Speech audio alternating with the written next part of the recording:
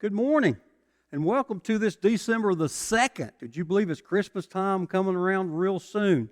And yesterday, as we talked in the church, I told you that I would be doing a segment through the Beyond the Pulpits for the next 3-4 weeks about the Advent wreath and Advent time in the church.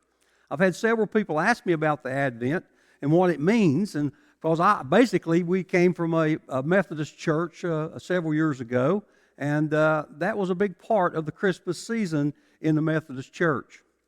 The Advent really actually means arrival, and it signifies the start of an event or arrival of a person. That's what it says in the dictionary as well. And in the Christian communities, it's around the world, Advent refers to a 4-week season, starting the first Sunday in December, or possibly 4 weeks prior to Christmas, which is on the 25th, or as close as it can be on that Sunday, of remembering and celebrating the arrival of Jesus on earth. It's a time of reflection on the coming of Christ into the world at His birth.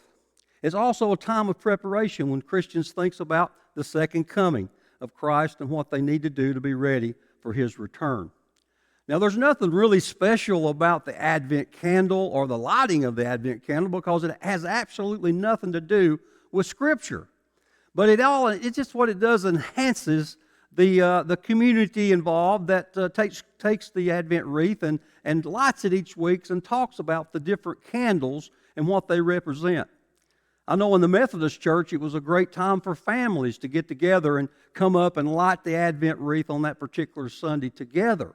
We had a lottery within the church, and we would draw names and pick out people that hadn't done it before or was waiting on the list to be done it, and they would come up as a family and light the candle and then recite some scripture that went along with that particular candle. So it's kind of an enhancement of Christmas season, and looking forward to Jesus Christ as He's coming as the babe in the manger. The 4 candles are arranged in a circular moment. Now, we only have the one here today, but next week we'll have all 4 of them as we have them in a circular wreath, and that means that there's no beginning or no end. Reminds us of the eternity of God's love and the everlasting love that we find in Jesus. Together, the Advent candles are a reminder of God's promise of His salvation through Christ.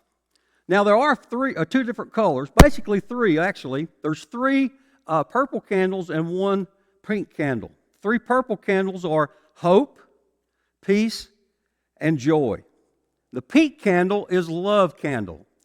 And we will be adding the 5th candle to our wreath here probably the next week, but in the middle will be the white candle, which will be representing Jesus and Jesus' birth.